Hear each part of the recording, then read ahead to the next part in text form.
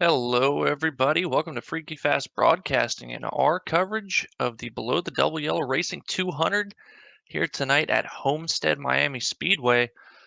Before we get to the racing action out here and the remainder of qualifying, I will go ahead and roll through our sponsors here for tonight's event for the Below the Double Yellow Racing League.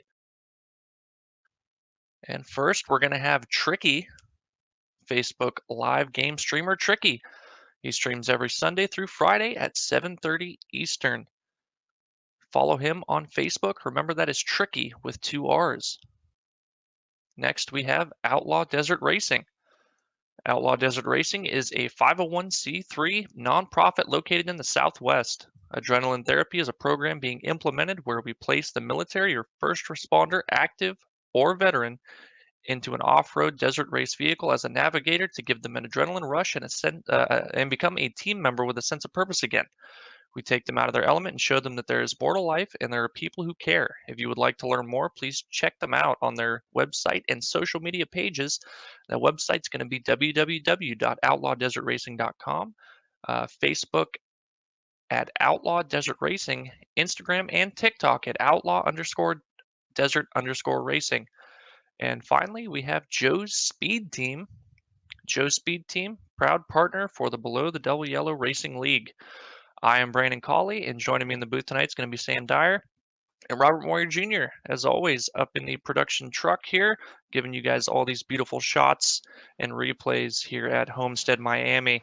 Well, Sam, here at Homestead, it's an interesting track. A lot of really good side-by-side racing and battling can be had here, but some handling issues going to have to be dealt with as well. Yeah, it's exciting. It's going to be 100 laps of these drivers going to be running, and a slight change to the formation that we've been seeing for most of the season. This is our halfway marker for the rest of the season. 5 more races left in this 10-season long, kind of a test type of a thing for these drivers, as they're going to have a longer season 2 in a couple of months for themselves. But for here this season, they went from splitting up the race in half with a stage break to now it's going to be around lap 35. So about 35% of the races are going to be trimmed to that first stage. Then they're going to have a longer stint to have some more strategy calls, possibly green flag pitting. It's going to make things a lot more interesting here, Brandon. Yeah, and it seems to me that it's it was a call from the drivers to try to add a little bit more strategy in here to shake up the races a bit and kind of see if they can maybe think their way into finding some wins. Maybe they didn't have enough speed, so the admins heard that and said, you know what, guys, we'll go ahead and give you what you wanted here. Keep our stages and keep those points being a factor for the championship hunt here, but let you guys have the strategy that you wanted.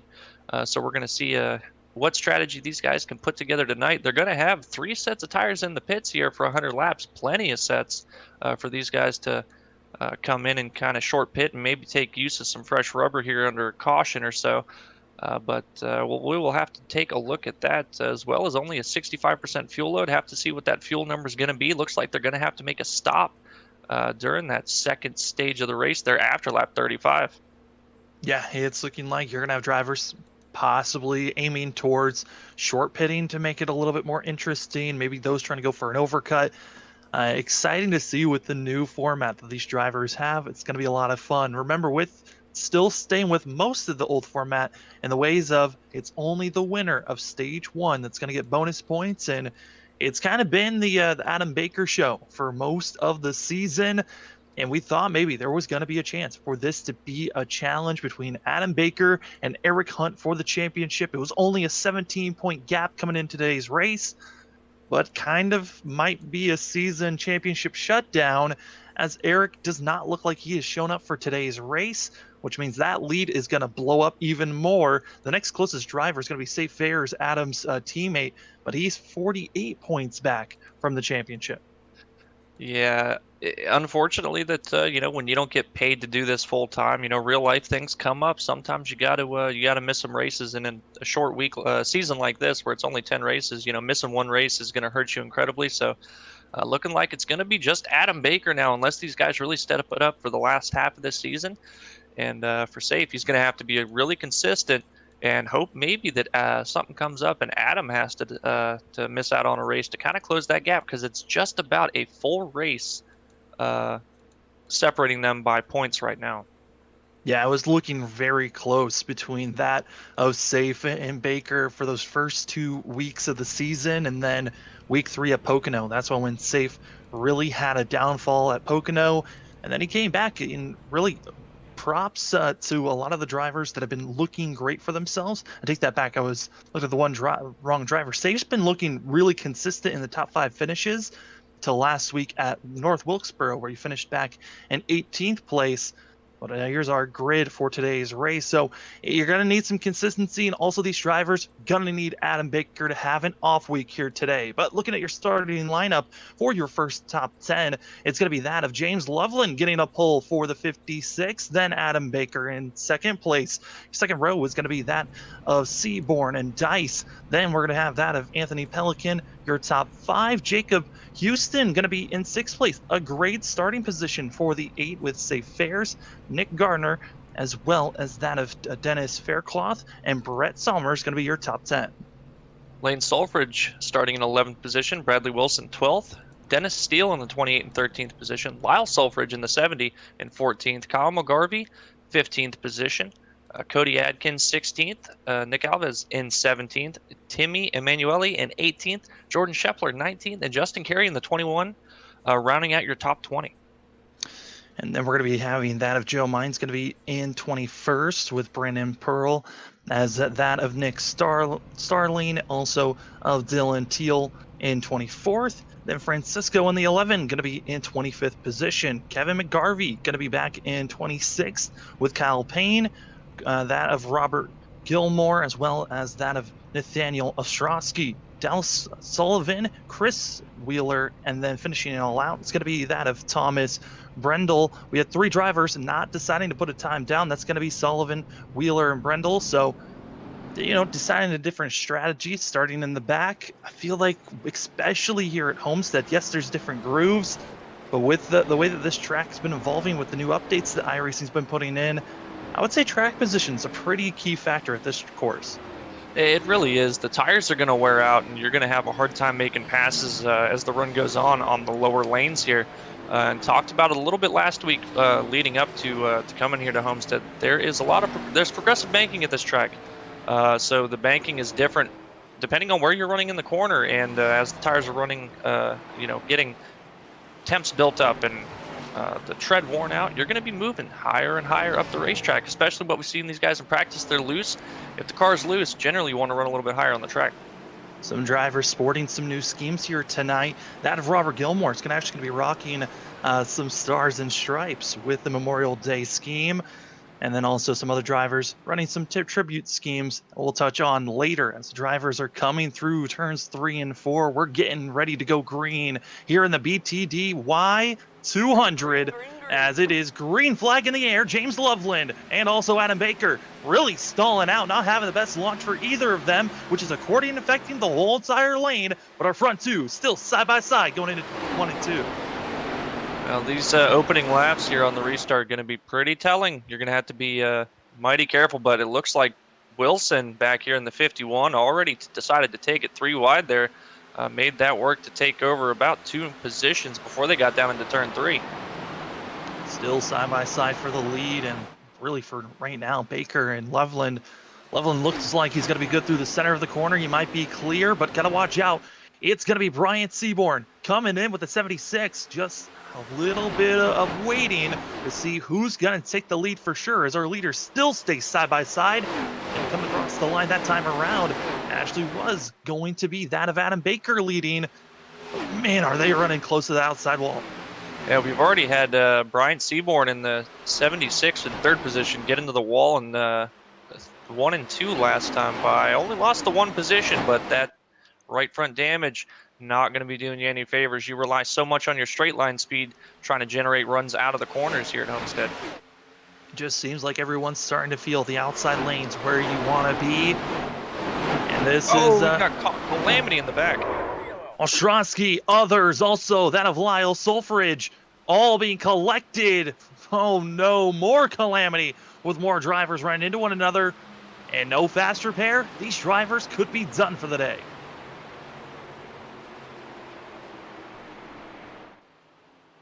Man. Have to see where that all started there, exactly what happened. A couple drivers having a spirited debate about the cause of this one. It just looks like Francisco and Lyle getting into some discussions, and then Lyle comes flying up into the 14 of Ostrowski, and man, that is a hard lick for those drivers. And kind of not expecting them to fly in as hard as they did in that type of scenario. Also, Kyle Payne, you saw getting a lot of front end damage involved in this thing, and the 11 Arca breaking through the smoke and completely toasting his engine as well as that of the 14 there. Yeah, and Nathaniel probably the most vocal with his displeasure. And looking at that, Sam, I can see why. You see two guys down on the apron like that, you expect them to keep it down there, and Nathaniel just not expecting the 70 to come back up into the racing groove there on the entry to the corner. Really caught him by surprise for sure. Unfortunately, that's like you said, gonna hurt quite a few race cars here. Looks like a number of guys night over uh, here at Homestead pretty early on in this race. A lot of drivers coming into pit road. Leading the charge actually was going to be that of Brian Seaborn. You touched on the fact that he brushed the wall, deciding to come in, get some damage repair. As there is quite a bit of damage there on the right side. And then also following behind, you got that of Lyle Sulfuridge, Shepler, Sullivan, Pearl, Wheeler, Payne, Teal, and also that of Francisco and Nathaniel also being in the pits. It was Teal, Francisco, and Nathaniel that took a tow, so they're going to be there a little bit longer. We know for sure the 14 has a blown engine, expecting him to really have a lot of damage to get repaired.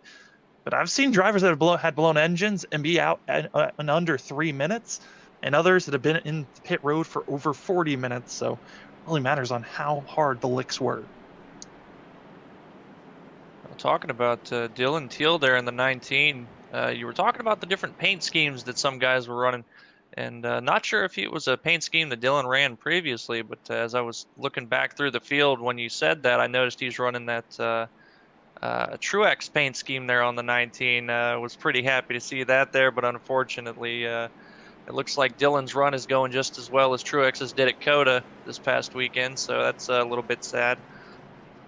Yeah, just taken out so early on in this race, never even really had a chance for some of these drivers. And now it's, do you feel like you need to stay out there? And what are you really racing for? For some of these drivers, it's pride. They'll keep on racing as hard as they can. And for others, it's kind of a, you know what, my day's done. I'll come back next week. And for drivers next week, it's going to be even more of a handful. We're going to Watkins Glen next week, round number 7 of this series. And, going from all the different tracks, first time at a road course this season, that's going to be an interesting call to see who can really handle the Glen. Well, it's something I'm excited for, Sam, because generally you will see guys dominate leagues and consistently run up front. When you go to road courses, it opens up the door for some other guys that just kind of come out of nowhere and run really strong at the road courses and contend. So I'm looking forward to see you can do that next week at the Glen. But we still got to get through Homestead here first. Guys still looking to get good finishes. And I know specifically talking about one of those drivers, James Loveland, I know he's pretty good at the road courses, maybe looking to gain some momentum before they go there. Excited for all these drivers as the pace car pulls off. It's Adam Baker, James Loveland, Safe Fares, as well as Anthony Pelican and Dennis Faircloth. Going to be your top 5. Green flag out in the air, and for Baker, getting the best launch possible. Now he doesn't have to worry about that of Loveland to his inside anymore. And it's something that we're going to see pretty much every restart, I would imagine. You're going to want to take that outside lane there. It's so easy to defend. When you have that run that you can carry out of the corners, you're going to give up a little through the center, but it is absolutely invaluable here at Miami to hold that high lane. But also talking about James Loveland running, I believe it was last week at the league, Underdog Racing League that we broadcast here on Freaky Fast on Wednesdays. Had a little bit of experience here at Homestead having some battles trying to hold off guys on the inside. So he knows a little bit exactly how that works. Might be able to make some adjustments and see if he can move forward. Looking at some of the other battles that are going on track. This is the battles that are going on for 9th place up to 7th. as this is Bradley Wilson just being hounded right now in the middle. And when you got drivers this jam-packed with one another, someone can make a little bit of a bobble in these corners, especially because it seems like everyone feels comfortable through turns 1 and 2. It's 3 and 4 where we're seeing drivers really shimmying it up a little bit and just not really sure how to attack those corners. And looking at the track, Sam, you look at these corners and say, you know what, they're pretty much identical. The exact same dimensions. They should handle the exact same, but they really don't. It seems like the exit of turn 2 is pretty loose, but turn 3 and 4, for whatever reason, there's a little bit more bumps, and it's kind of more of a snap loose rather than a gradual just kind of losing the back end. It seems like it gets really, really tight, and then all of a sudden it's turning way too much. Guys going to be trying to figure out where they need to run to offset that a little bit, and you also got to constantly remember which set of corners you're in to know what to expect your car to do once you go into that set of corners. Yeah, it's got to continuously stay focused and also be aware of those tires as, again, we're going to be having the stage break at the end of lap 35. So these drivers have a shorter stage break than what they've been having for most of the season. That also could be a factor of changing some of these drivers' mentalities because they now could feel like this is a shootout. Only have to save my tires for a little bit. And with having the caution early on, that's a little bit more time to save tires to where you could just gun it for the final 15 laps or so of the stage. And really, it kind of breaks the race into thirds if you think about it, Sam. We're just shy of the 1/3 mark at the stage break, but by the time they go back green, it's going to be right about that point. And you can kind of push as hard as you feel comfortable with here in this first stage and get a good gauge of your tire wear and get a good feel for, okay, maybe I need to back up the corner a little bit. Maybe I can be a little bit more aggressive on corner exit and take those adjustments for the final 2/3 of this race here. Maybe even split it, add another 30 laps after the stage break and come in and take another set and fill up on fuel. But of course, we talked about that lower fuel load, 65%. Still not sure exactly what that number is. It might be right about that mark.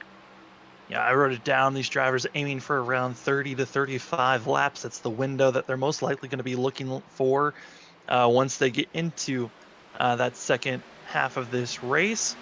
Right now, we're watching that of Joey Mines. Mines currently, running fairly clean in the middle of the course, and this is kind of what we usually see from the 20. Is he's not trying to put himself in any type of scenario. And then behind him, you got Simi Emanuele. Emanuele going to be rocking a scheme, trying to do a tribute to Nicky Lauda, who was an F1 driver, raced very well in the 70s and 80s, and honestly a legend in the F1 realm of things. So rocking a nice F1 scheme. Then behind them is Cody Atkins, and Atkins has been showing up pretty well at the end of these races, but just like Joey Mines, staying back and just waiting for his time to pounce in that second part of the race. And Cody Atkins especially going to be looking, not only just Cody, but talking about him. A lot of guys are looking to rebound pretty well from North Wilkesboro, but Cody had an especially rough race last week at North Wilkesboro, looking to rebound here. Just taking it easy, like you said. We're only on lap 14. We got 100 laps in this race here, still plenty of time to go. Slow and easy does it for the 81 here. Really getting a chance to look at the rest of the field as the points battle between that of Eric Hutton and that of Adam Baker kind of thrown out the window with Hutton not showing up. It's going to need really for that of Adam Baker to not show up for us to even have a chance to talk about drivers having a shot at the championship as we're now looking at Seaborn. And for Seaborn, he came into the pits, got service done after scrubbing the wall in their first 5 laps, and then with that early caution, giving him a chance to battle now here for 17th place under that of Justin Carey. And it looked like for Seaborn, he had a lot of time to get some repairs done, but he's got a long road to get back to where he started, up in 3rd place. Well, looks like Brian's definitely got the pace, and looking at his car now, that right front damage, being able to sit on pit road and get it fixed, it looks pretty much non-existent now. So shouldn't be hampering him all that much. Up to 17th now, just behind Cody Atkins. Have to look at the lap times, but should be pretty comparable to the guys running in the top 5, which is where Bryant was running before that contact, requiring him to come down pit road. Yeah, looking at the lap times previously as they're about to go 3 wides there for a second, squeezing each other, just trying to put that of Timmy stuck in the middle. One little mistake. You can find a lot of drivers being spun around, but luckily they're sorting things out. But Seaborn drifts up, and that is a scary place to drift up. That almost got his back end absolutely turned by the 39. Well, and you can see it there coming out of the corner. Brian Seaborn was really loose. Great save, keeping that car underneath him there. And that's due to the progressive banking. You can see it in the corners. There's seams. There's 2 seams in this racetrack. You've got one about a car width off the apron there, that white painted line, and that's going to be 18 degrees of banking. Now that second groove in between the seams is going to be 19 degrees, and then 20 just above that. Now that doesn't seem like a whole lot of difference between 18 to 20 degrees of banking, but that 1 degree makes a huge bit of difference on the grip level for these cars. And because the banking is different, you can ride that seam and change the handling of the car. You kind of change the way that the weight's distributed amongst the 4 wheels there, and it can really help the car rotate. But off the corner, you saw it there, really will help it over rotate on occasion. And if you get later in the run where your tires are kind of giving up, you do that a little bit too often, you might find yourself going around. Yeah, Nick Starling, we saw their last lap getting tight, pushing up into Seaborn, and somehow backed off enough, but got himself mixed around with that of Timmy Emanuele, as well as that of Justin Carey being pushed all the way down to the apron. But these drivers finally getting themselves situated here, still looking through the field. This currently a battle for 8th place as Alan Dice and Dennis Faircloth. Oh no, Faircloth up into the wall, and Dice giving a little bit of a bump, but we still stay green. A little bit of apologies there amongst the drivers, all good. So says they, but 80 can have a good bit of right front damage here. Really hoping for that caution for the stage here, just trying to survive, lose as little track position as possible to get that thing fixed. And then behind them, you've got that of Dennis Steele. His Mines gets up into the outside wall, just bouncing like a ping pong ball all over the place. But Steele, he's trying to find himself on the high side. He's trying to keep his car clean because all the drivers around him have really started to push their cars, and we still have about 15 laps to go in this stint. And drivers are looking tight, loose. You saw Justin Carey all the way behind them, getting extremely out of sorts. And now for Steele, he's being pushed by Nick Starling. And on the outside, just almost rubbing the wall, is the 80 of Faircloth, who's just continuously having issues. I think for the 99, he's just overcooking, coming into these corners a little bit too hot. But here he comes, expecting the 99 to push up, and got to be careful and hope that they're clear. Yeah, the big secret to running down there on the inside, you can enter pretty shallow like that, but you've really got to almost drag the brakes, make sure you get that car slowed up, because like we talked about again, the progressive banking, once you hit that lower amount of banking, it's going to put more weight on the right front there, and it's really easy to overheat it, and you need that right front, especially if you're trying to make passes later on. You can defend running the high side, but you have to run the low side to make passes. And speaking of which, it looks like James Loveland, I don't know what happened in the lead there, but James Loveland taking over the lead from Adam Baker.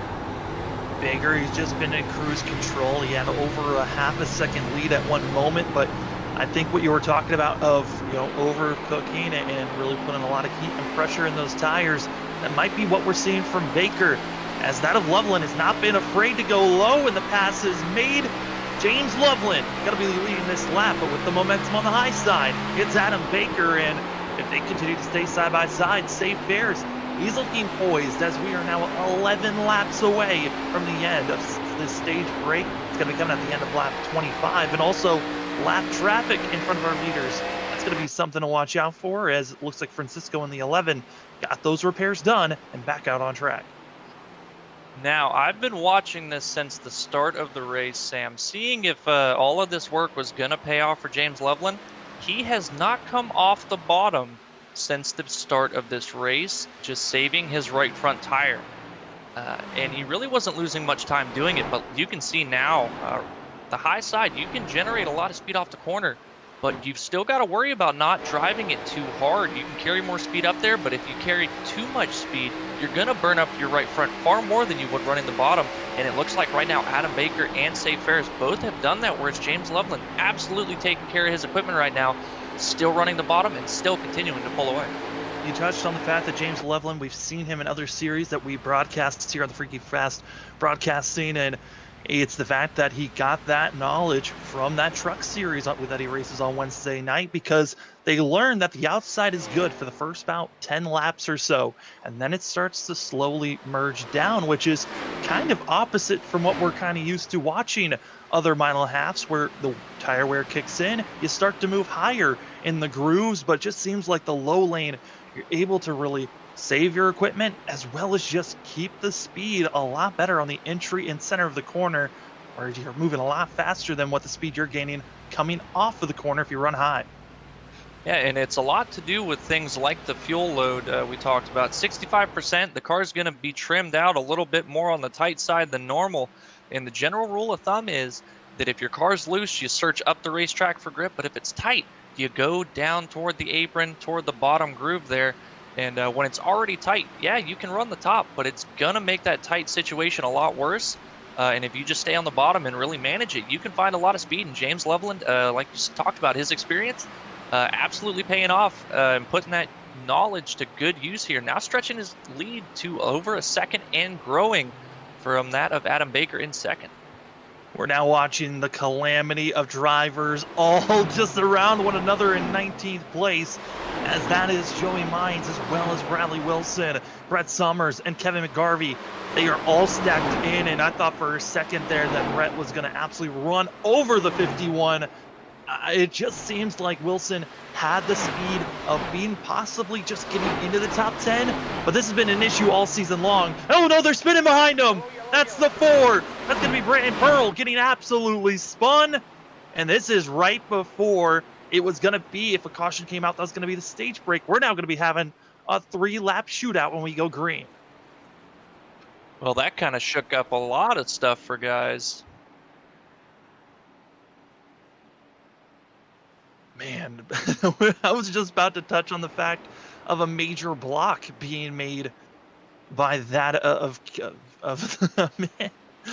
I thought Mines was just making an absolute just crazy block, but then we saw it behind those drivers. That of the 22 of Chris Wheeler, and also that of the 4 getting tagged in and spun around.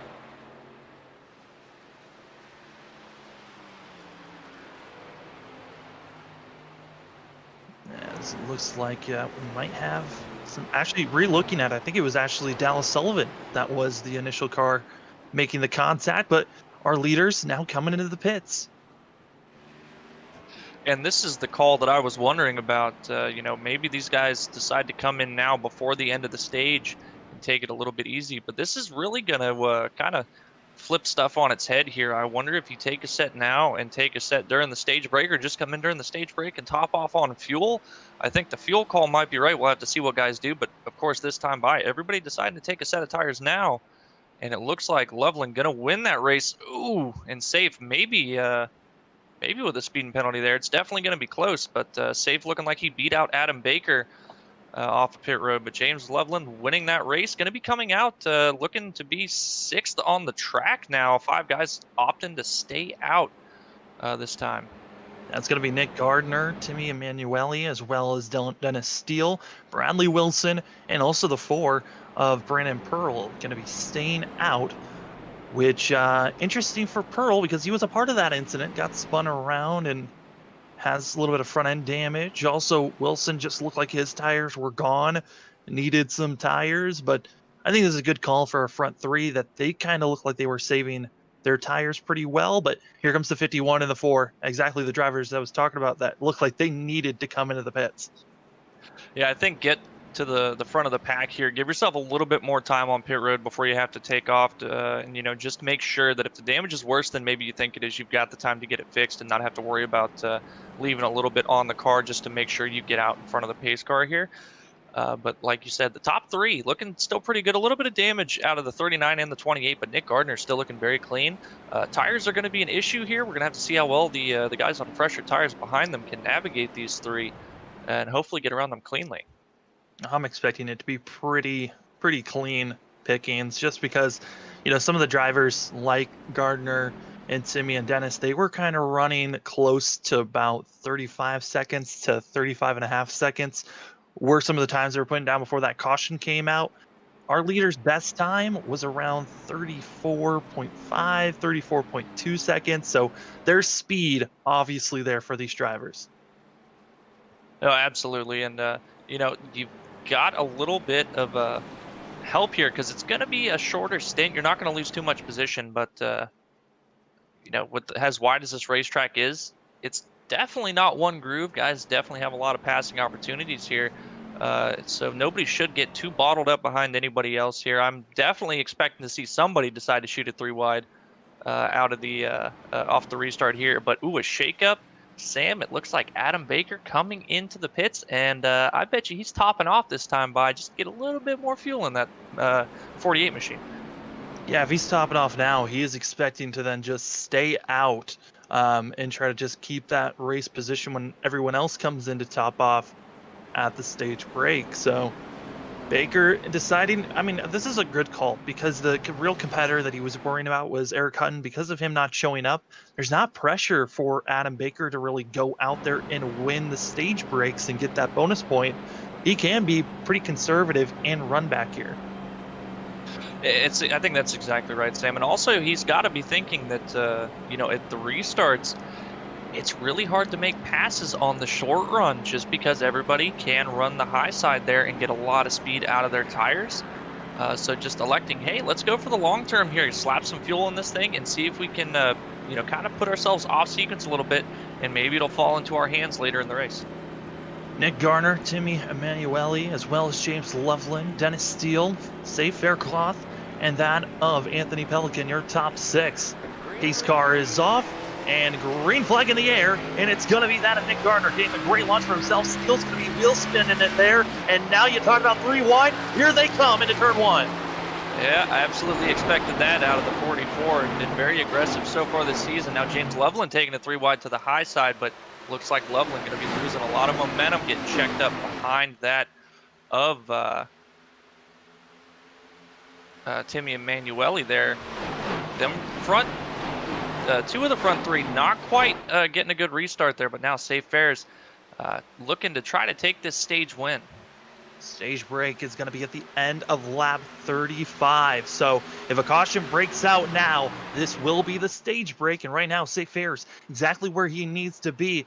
With that of Eric Hunt not showing up, there's a chance here if Safe's able to get this stage break victory, get that bonus point, as well as win this race. He could be really cutting in and possibly taking that second place position into this race. As Safe continues to pull away, Loveland, he's starting to gain time. He was very quick early in the start of the race. I'm wondering if he's got enough speed to try to make it and make a pass on the 44.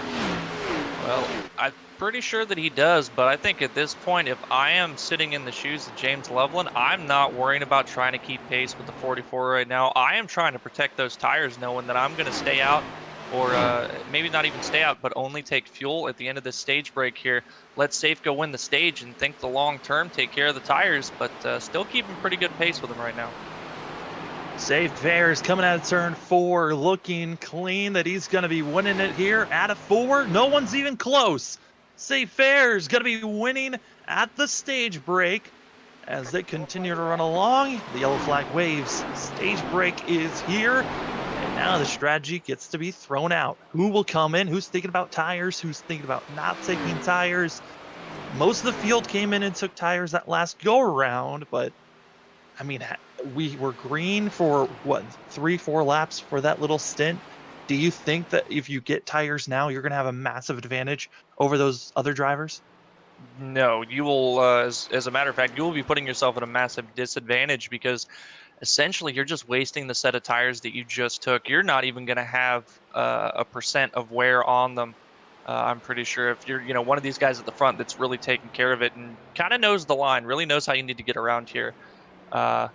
No way you're taking tires here because we've only got 3 sets in the pits. So you took one there. You've got one for the green flag pit stop, or not even green flag, but the mandatory pit stop you're going to have to make here following the stage. And then one in your back pocket for maybe that late race caution where you can slap those things on the car and maybe go steal a win away from somebody. Our stage winner is Safe Fares, and I know some drivers going to be looking to come into the pits, get at least top off on fuel. And once we see the drivers top off, then we'll bring up our stage break winner up into the booth, talk to him for a second before we really get things going. And this is when things have changed with the new format. There's now the possible chance, if we stay green, of green flag pit stops, as it looks like Nick Gardner, Dennis Steele, Simeon Emanuele, and everyone else behind him deciding to come in, at least top off for themselves. Baker, he's not even topping off. He is staying out, and it will move him up to 13th position. Well, and that little bit that he topped off during the last caution, it's going to get him maybe a lap and a half, depends on how aggressive he's saving under the yellow flag here, and that may make all the difference. We do have 2 DNFs so far this race. Alan Dice, who looks like he just had some internet issues or just didn't feel comfortable racing anymore. 57 has parked it, and then also for that of Dylan Teal, he has now parked it for the day. As it looks like our front leaders are not going to be coming in, this is going to give us an opportunity to talk to our stage break winner. And Brandon, I mean, talking to our stage break winner, I mean, strategy calls, I think that's one of the main questions. And also, how well was he trying to save those tires in those last couple of laps? Definitely going to be interested to find out.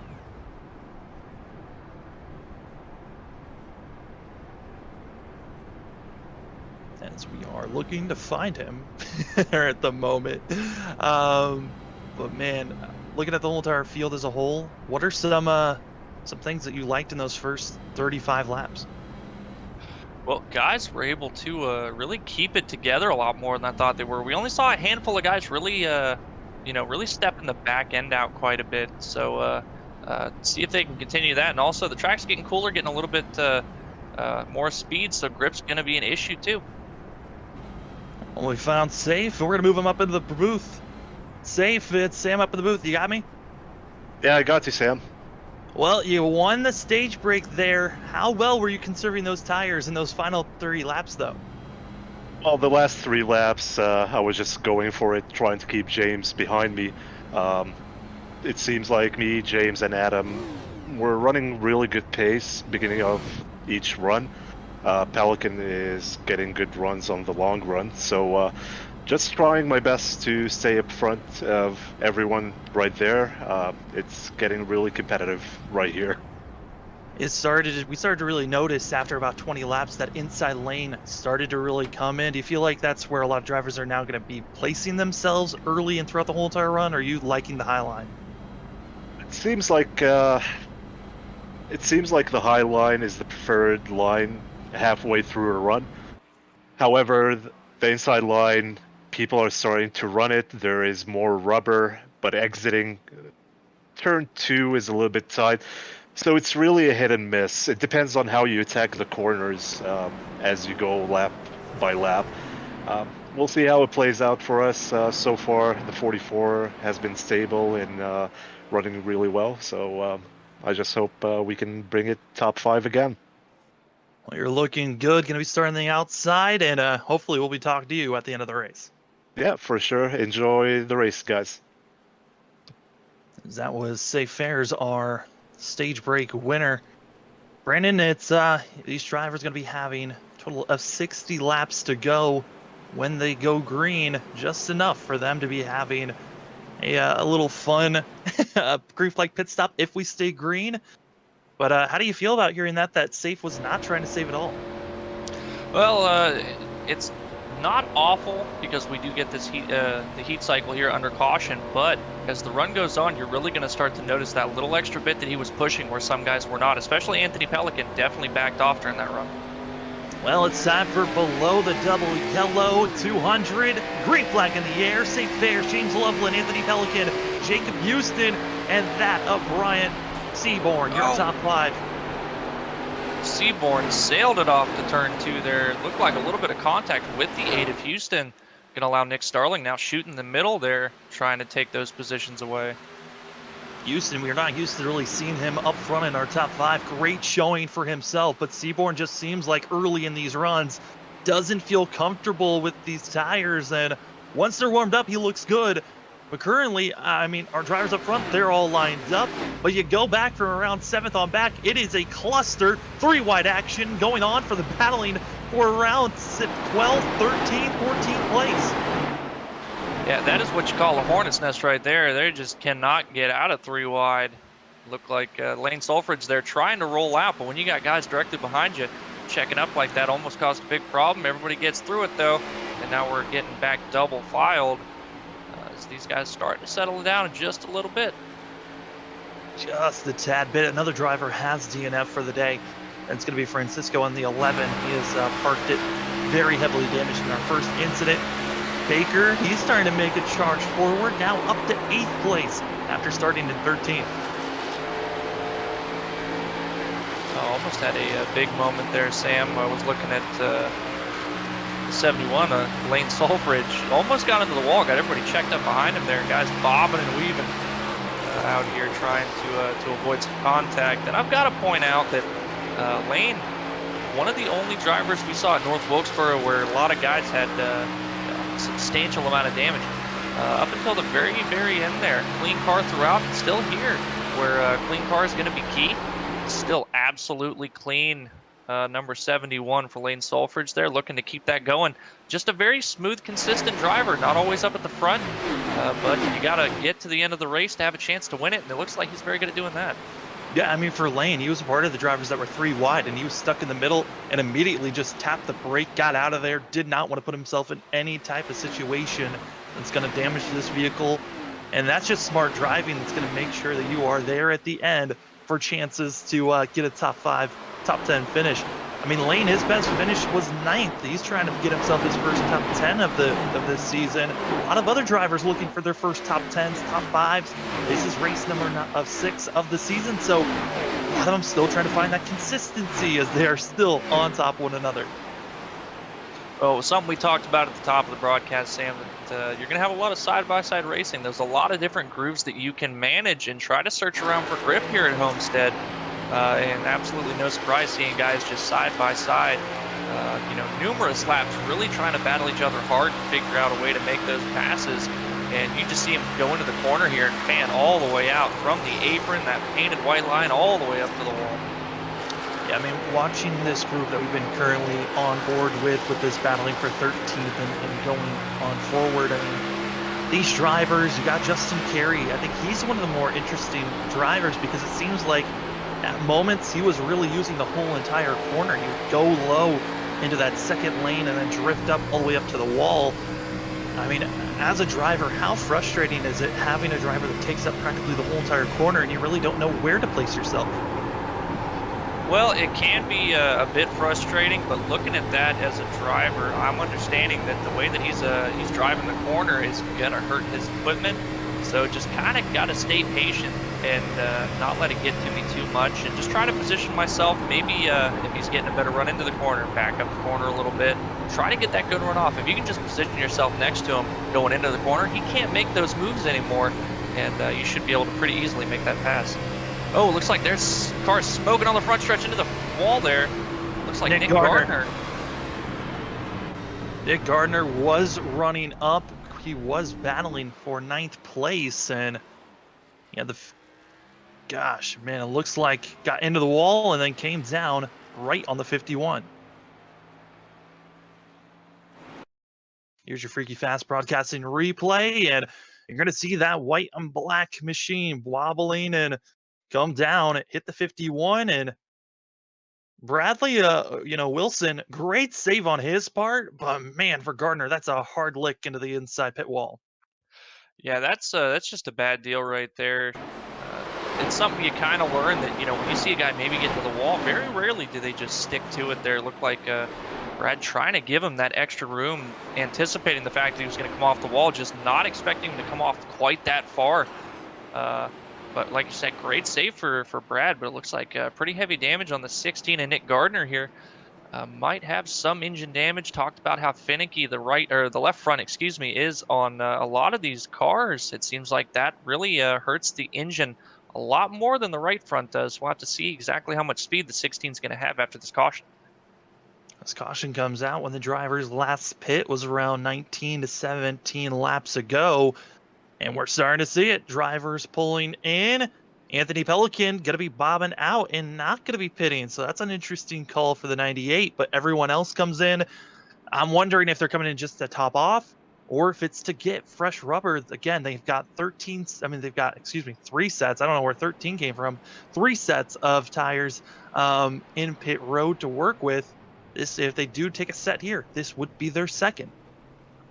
Well, Safe Fair is definitely taking tires, as is James Loveland, Adam Baker, and Brian Seaborn. So it looks like these guys deciding to take one of those 2 remaining sets right now. And Safe going to be winning that battle off pit road. James Loveland following suit, but a close battle there for third off pit road. Looks like Adam Baker just going to get that over the 81 of Cody Atkins. Cody Atkins doing a great job moving forward up to 5th. And it looks like Anthony Pelican, the only driver to stay out. And this is a gutsy call from that team for sure to stay out, because now they're going to be on 20-lap older tires. We saw there with our late caution right before the break, the stage break was the drivers had about, they were about 30 laps on older tires. They dropped in 3 laps all the way back to 20th. I think the furthest one went back, I think for that of Gardner, he fell back to around 12th. So the pace really is going to drop off. I'm wondering how far back Anthony Pelican is going to fall off. And maybe he's thinking another caution is looming over. I think that's exactly the game plan for Anthony Pelican, Sam, is that he's trying to play to that tire advantage here. It looks like maybe he's just feeling a little bit off of pace. Can't quite figure out what's the 44, the 56, and the 48 have all got going on. Just a little bit off from them, trying to use that advantage of the fresh tires at the end there. Now, especially that these guys have taken one of their 2 remaining sets and still going to have to make a pit stop from this point. Cannot make it all the way to the end. So that set definitely going to be used, hoping that it goes green until everybody else has to make a green flag pit stop. And then maybe we get a caution at the end. But the thing is, if you get a caution too late into the race, having that fresh set, you're not going to be able to make up the time. There's just way too many cars that you're going to have to pass on the track. You cannot afford to wait that long. It's just a matter of timing, and you've got to hope if you're in this position that the timing works out for you. We also had a total of 4 drivers that decided not take tires, just went with fuel.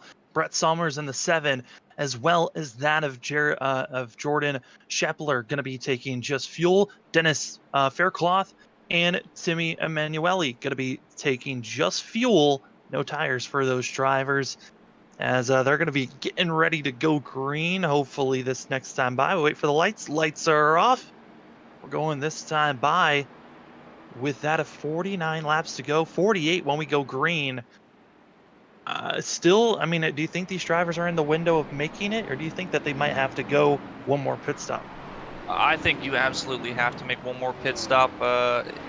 If you get another caution, it would take a caution to save enough fuel. But if you're going to get a caution, you're going to have to come in and take tires. Otherwise, that fuel, it's not going to matter because the tire difference is just going to be too much. So we should be expecting one pit stop for everybody in the field to come here. Going to be a matter of seeing when that is. But if we get a caution, roughly about the number you said, 30 to 35 laps, anywhere within that window, I expect to see everybody coming down and making sure that they're good to the end of this race. Well, if that's our window that we're looking for, and those that just pitted, that's going to be around lap 80 to around, I would say 85 to 88. That's kind of the window that they're aiming for if they run it completely dry. So still a lot of time in this race to make some moves. As they're stacking up, it's going to be Anthony Pelican on old tires. Then you got Safe Fairs, James Loveland, Adam Baker, and that of Cody Atkins. Your top 5 as we are green and below the double yellow. 200 here for the below the double yellow Xfinity Series round number 6 at Homestead.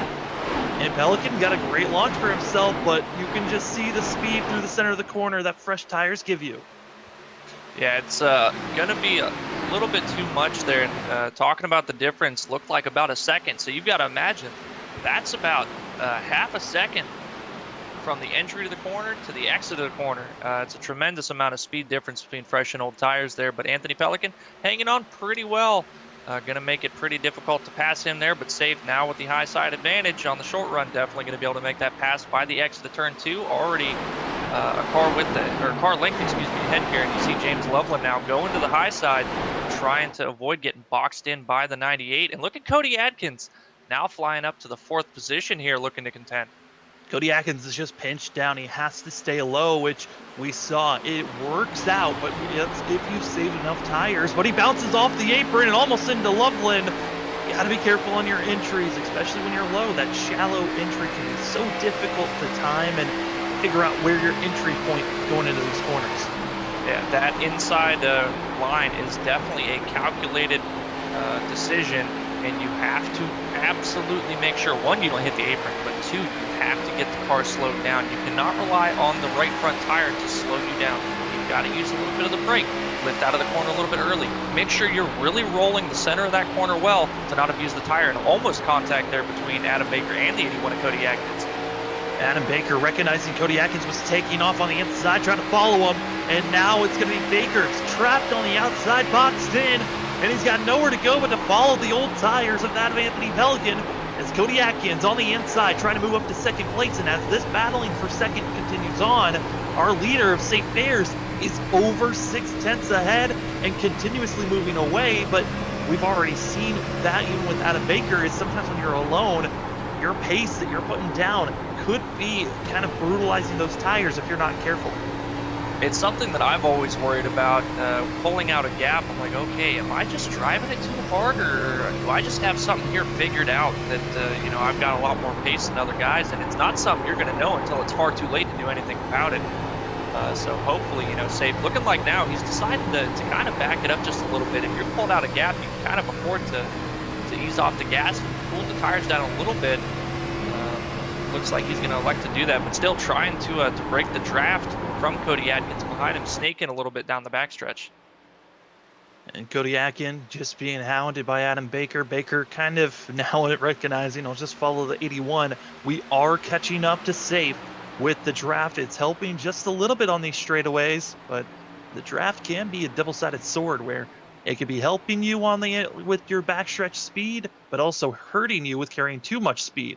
Draw back to the battling that's going on for around 7th place. That's Bradley Wilson and that of Nick Starling. Starling, I mean, what a great run it's been for the 99, who I thought early in this race just was overusing those tires, hurting himself. But Pelican, he's slower on the tires and gonna be right in the middle, and now they're 3 wide coming down the front stretch. Yeah, this is ooh, that's scary.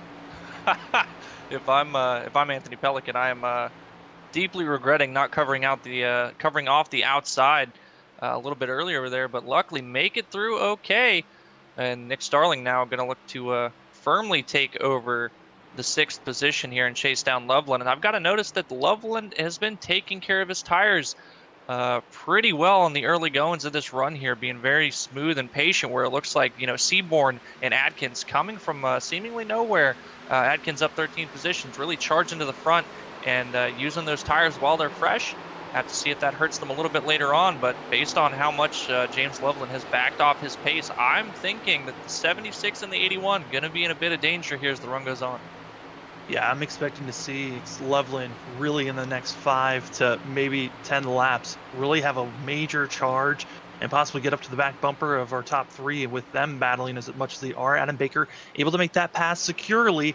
Everyone's starting to be pretty spaced out from one another until you drop back to the battling for 15th place, where they're 3 wide going on. Jacob Houston, who was running up front, he was trying his best, didn't work out. Brett Summers as well, one of those drivers that just went with fuel only.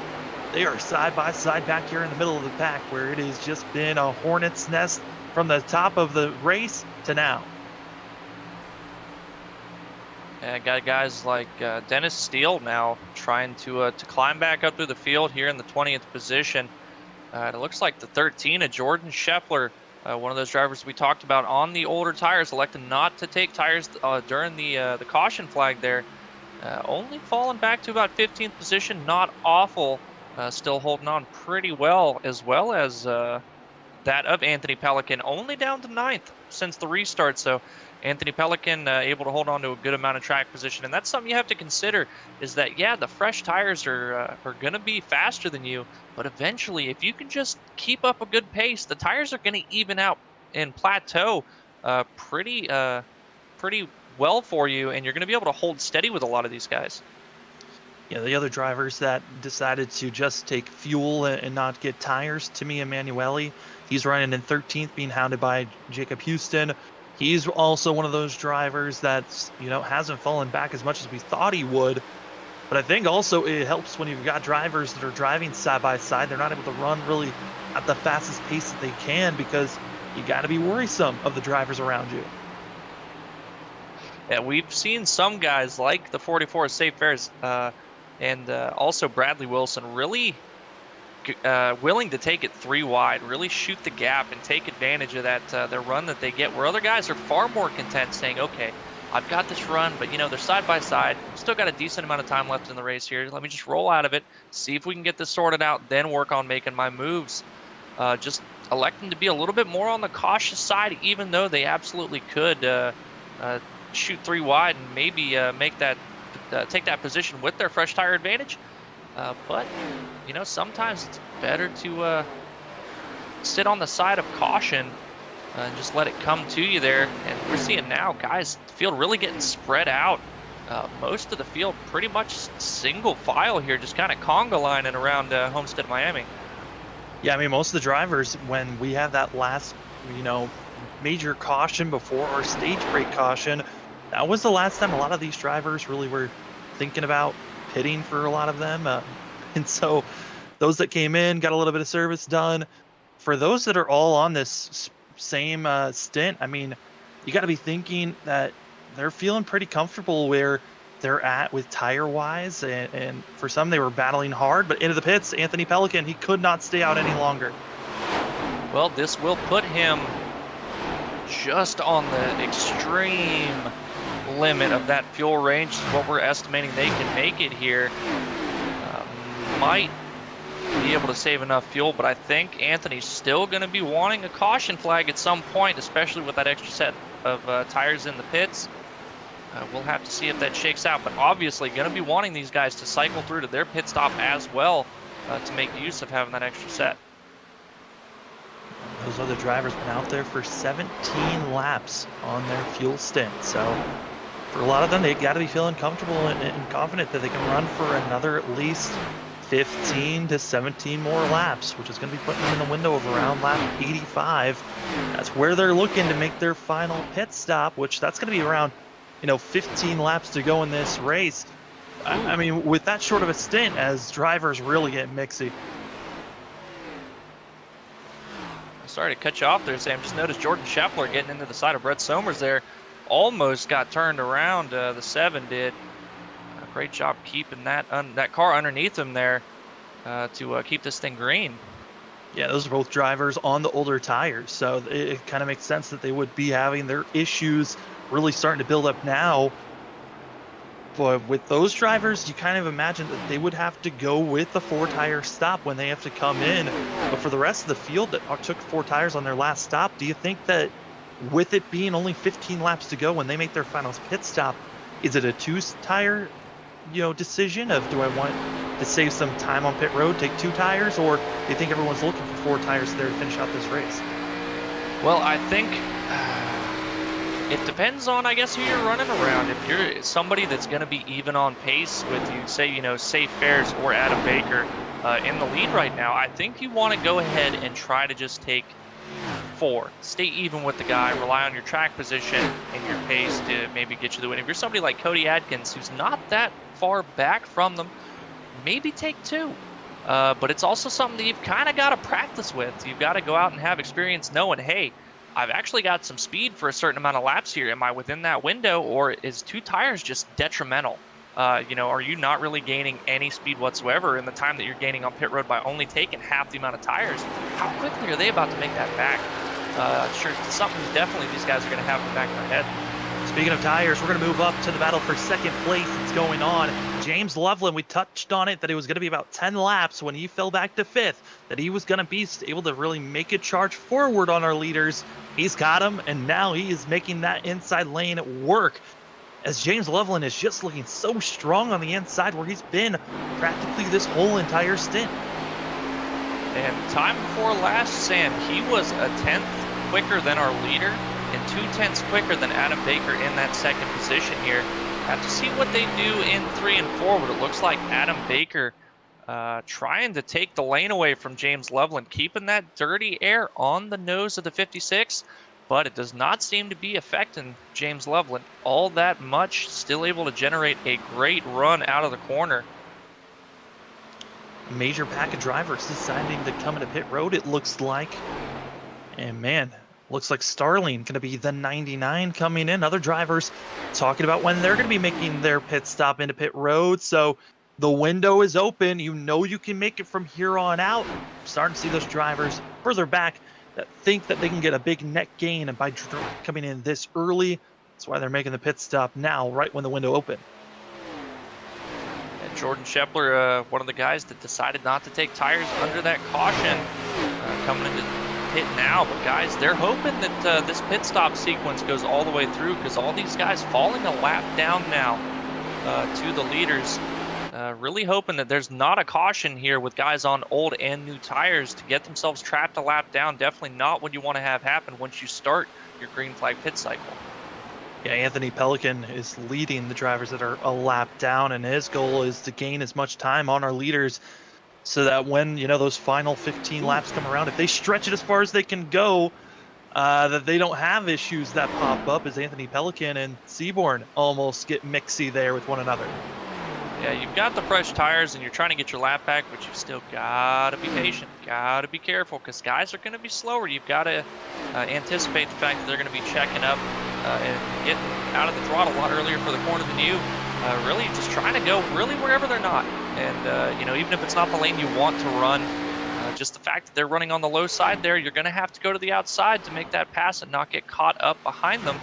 A little mistake from Anthony Pelican there, but luckily did not cost Seaborn anything.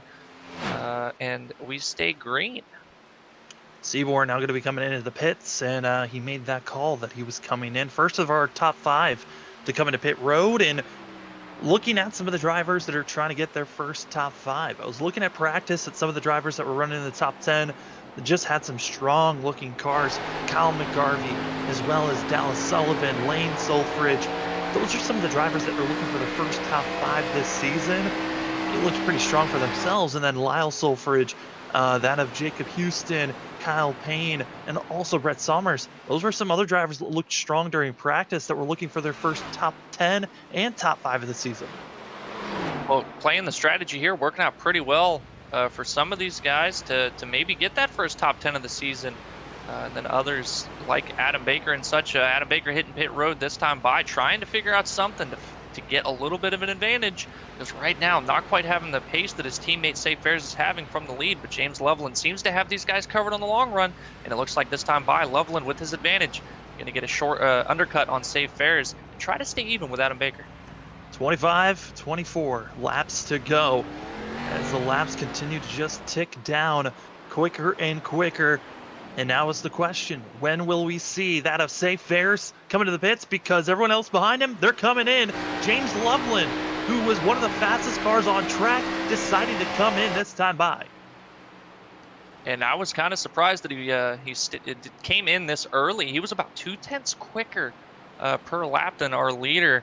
Really rolling him in here, trying to just jump him on pace during this cycle. Looks like Safe gonna go ahead and try to stay even as well. Come in this time by, should relinquish the lead in short order to Timmy Emanuele there in the 39, which should be making his pit stop before too long as well. I would have really liked if it was James Loveland that actually pitted sooner than everyone else, just because he seemed so much better once those tires got worn in. So he would have had a little bit of a jump over with the undercut, and then would have been equal footing for those final couple of laps. But now he's got to figure out with the tires, can he get it worn in quick enough, and hope that the drivers that are staying out a little bit longer burn up those tires way faster. Yeah, the downside is we're not going to have as big of a long run here So James going to have to push a little bit harder, but he did not lose that much time to Adam Baker. Came out directly behind Adam Baker, and now Safe Fares going to be coming out directly in front of his teammate, looking to maybe hop ahead of him here. Not going to happen.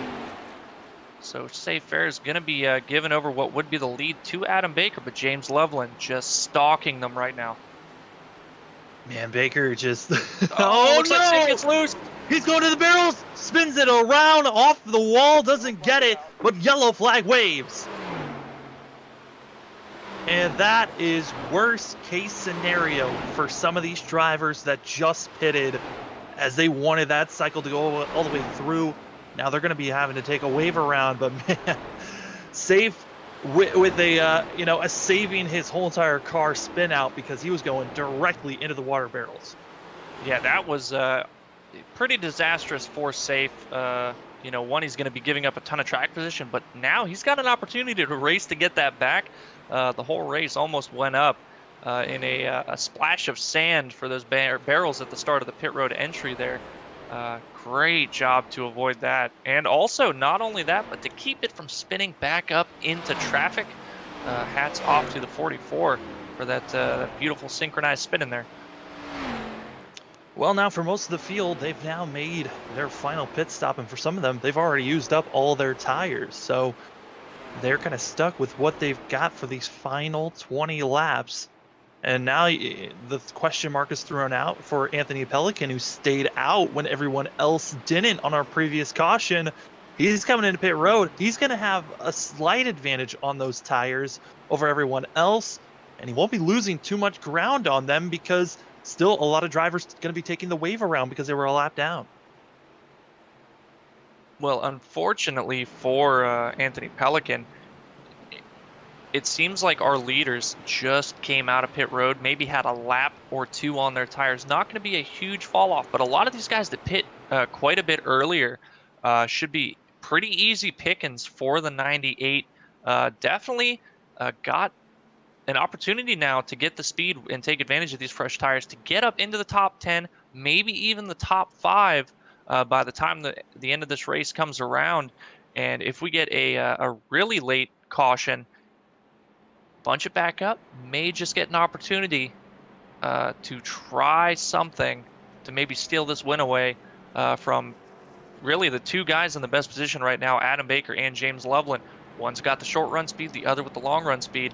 Going to be hoping, each are going to be hoping that the rest of this race is going to play out to their strengths for sure. Yeah, for Baker, if we get a 10-lap stint and then a caution, that would be the biggest advantage for the 48, and I think that'd be the winning play if you wanted a chance to win this race. If this race goes green to the end, I got to put the cards into Loveland's hands. He's been the best at saving the tires through this whole entire race, and I got to say, I mean, when you have this pit road stint fit perfectly to when your tires are at its best and everyone else has worn them out, I mean, you got to be licking your chops there at the end that he's got a good shot of winning this race. At the again, unfortunately, there's just not enough time that James can really manage his tires as much as he had been the previous stint to get that 0.2 of a second advantage over Adam Baker and Safe Fares. He's going to have to push a little bit harder here. But if he can keep pressure on Adam Baker, I think he's going to be able to maybe force Adam to burn up his stuff just a little bit. And James Loveland may be able to take his disadvantage to his advantage here. But we will have to see. Definitely got to be smart about it for sure. Well, we kind of chalked up the fact that the points championship might have been just forwarded with that of Eric Hunt not showing up here today. Safe Fares, he was the only driver that really had a possible chance of dethroning Adam Baker, at least trying to chip into the massive lead that he has. But Safe Fares, with the spin out, going to be putting him further back. His tires now even more worn than they were previously. And now he's going to have to deal with an EOL. He's going to be at the end of the line as the penalty he got for being the cause of that accident. So points battle looks like it's going to be extending even more if Adam Baker can get a win or even finish ahead of some of those other drivers that are even close, as Loveland, he's 103 points back coming into this race. He really didn't have a shot, even though we're at the halfway point of trying to dethrone Adam Baker.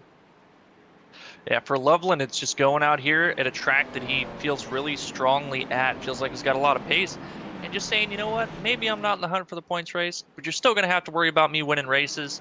And he's definitely trying to do that tonight. Had good pace all night, qualified on the pole, and really not looked back too much. Fell back to, I believe, the lowest he was fifth position at one point, but definitely been battling in the top three for a majority of the day, looking to bring home a solid run for the end of this race.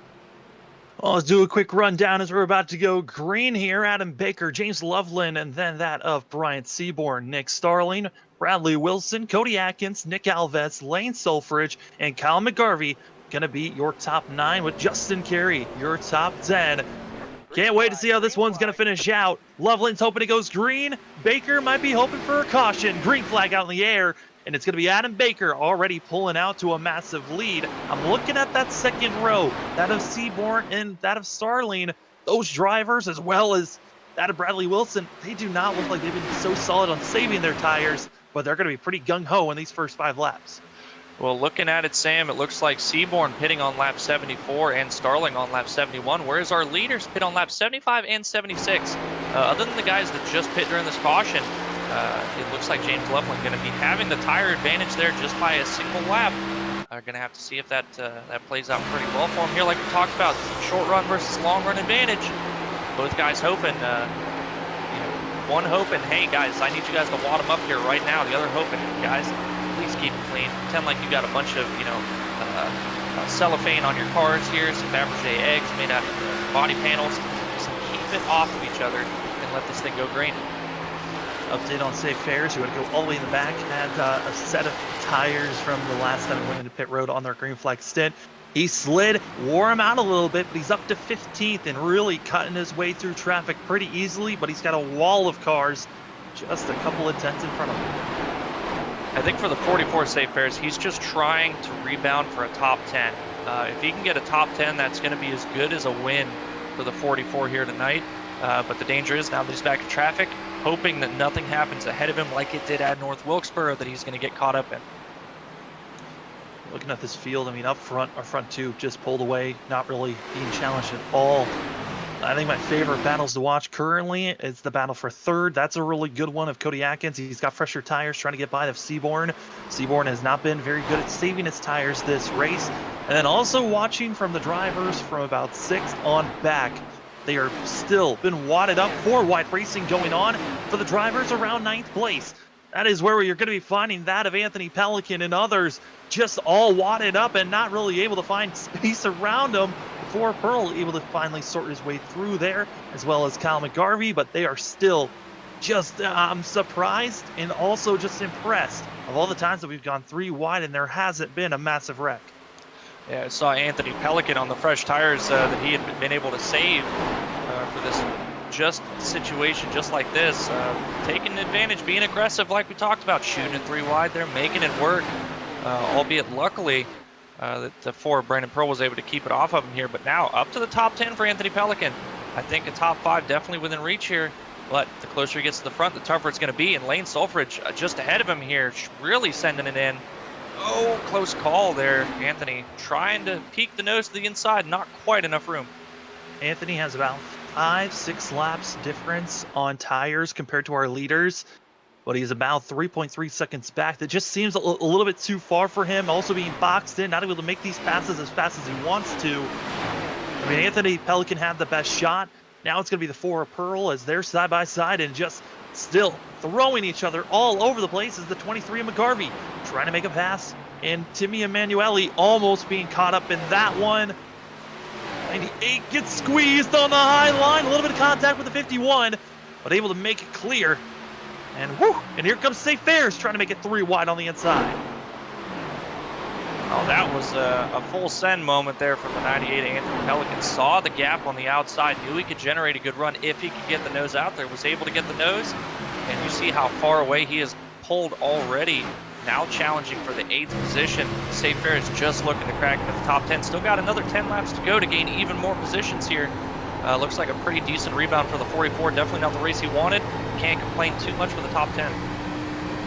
And it looks like Anthony Pelican feels pretty confident and comfortable running the high line, but we know in the next, for that of Anthony Pelican. He's going to be quick on the high line for another 5 to 6 laps. Those final 4 might have to figure out how to stay low and make his charge forward. And up front, it's still been staying the same. About 2/10 is the difference between Baker and Loveland. Not much is changing there as Pelican moves up another position by Nick Starling. And also for safe, he's up to 11, almost cracking the top 10. Well, this battle for the lead here is slowly getting closer, mirroring each other in lap times, both running identical lap times last time by, and the 2 times beforehand were only separated by a couple hundredths. So definitely even on pace here for James Loveland and Adam Baker, but the gap seems like every lap or so it's closing in, couple hundredths at a time. James running out of time, but looking at the differences in corner speed, James Loveland really taking it easy on entry and then being able to roll the center much better than Adam Baker right now, but it's just barely, and he's going to have to get a little bit more by the end of this race or he's just not quite going to be able to get there. I mean, if we look at the pattern that we had on the last green flag run, I mean, it was around, 20 laps into a run that they were having where that of Loveland really started to kick it into gear with the tire savings that he was doing, which looking at the pattern, that's going to be about in the next 4 laps for the 56, which that's going to be about 3-4 laps left in this race. But we're going to be seeing Loveland and Baker really duking it out as Baker's pulling away just slightly. And, you talked about how Baker, I mean, for Loveland, he might need to push a little bit harder. I think he could be a little bit aggressive trying to keep pace with Baker instead of trying to think about saving his tires. Well, I don't think James is trying to save his tires here. I think he just understands where the limit is, having a lot of experience running this track, knowing exactly how hard he can push, and the fact that if he drives any harder than this right now, he might get to his bumper, but the tires are going to be so overheated, he's just not going to be able to get the run that he needs to make that pass. Just trying to be patient and hope that it comes to him, and if not, it's still a solid second place. Very solid second place for sure. Anthony Pelican has moved up to 6th. Safe Fares is now up to 7th. So both those drivers have done a great job rebounding after, some precarious positions that they put themselves in with the past restart that they had with both of them starting back behind the last 15 drivers. So had a lot of work that they needed to do for themselves and a great job at least getting into the top 10. Yeah, absolutely. Could not ask for anything more, especially, the 44 with that self-spin just after his pit stop with the fresh tires there, trying to keep up pace with his teammate that was about to make that pass on him, rebounding quite nicely here. And also, Timmy Emanuele in that Nicky Lauda tribute scheme there, sitting in the 8th position right now. Solid top 10 for the 39. I'm sure he's going to be pretty happy with this result if he can keep that thing there for the next 4 laps. Absolutely. It's been incredible to watch these drivers and where they've been at and continuing on to just put on some great shows.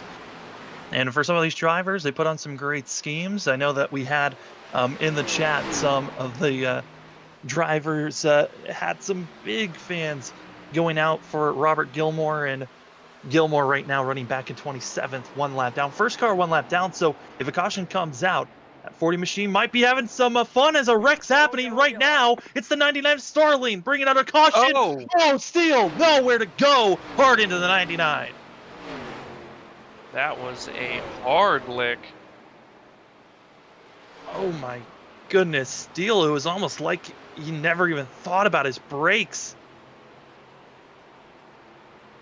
Hard contact for Steele into that of Thomas Brendel, and Brendel has a lot of rear end damage, but I think both for the 99 and that of the 28, I think their days are done. Well, if we can, Robert, if we can get an onboard shot directly behind the wheel with Dennis Steele to see exactly what he saw with that wreck, I'm not even sure he knew that Starling was there. Looked like he came right through the smoke, and then just there was a car. Well, we're going to see it here. It's the fact that we're going to see the driver in front of Steele just get hard on the brakes. Steele was not predicting that. Gets into the Toyota and then just ducks it low into the smoke where it's the unknown. Yeah, just looking at it, he went through, and then all of a sudden finally got through the smoke. Couldn't see anything. As soon as he got through, there was just a car parked on the track. Sullivan going to be just squeaking by, and then also coming down low is going to be the 22. as well, finding the space as the tumbling Nick Starling finally comes to a rest after a wild turn of events that have now put us into overtime. We have a possible of 3 attempts at a green-white checkered here, but Brandon, now we're seeing the drivers cooling off their tires. We never really got to see if Loveland had this real speed here. Now it's the question, does he have a chance here, or does this really give the best opportunity to now that of Anthony Pelican in 5th place? He's going to be back in that 3rd row, but he has the potential of sending it 3 wide on the entry of turn 1 if he gets good launch. Well, I'm thinking that James, he's going to have to try something other than the bottom. You've got to imagine that Adam Baker's going to restart on the inside to protect that inside lane. I would have to say that James may be going to have to try the outside, try to generate that run for that last lap to maybe make a move to take the inside lane away from Adam Baker. I think if James can get a good restart and be able to stay close enough to generate that run and get the nose underneath Adam, I'm thinking he's going to win this race, but he's got to play it out perfectly in order to do so. You cannot give up too much ground on this restart. And Cody Adkins is hoping that these guys get to racing and he can pounce on it and maybe shoot it 3 wide, like you said, to try to take this win away. Going to try their best. Lights are still on. We're going to take a quick commercial break. When we come back, it is going to be green, white, checkered time. And what a race it has been here for below the double yellow Xfinity Series. It's round number 6 here at Homestead.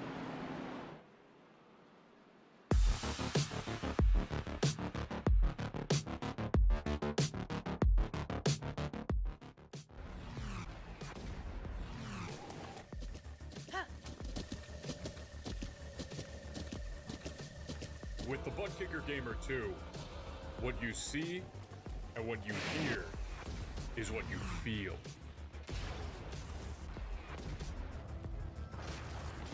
ButtKicker. The future is feeling.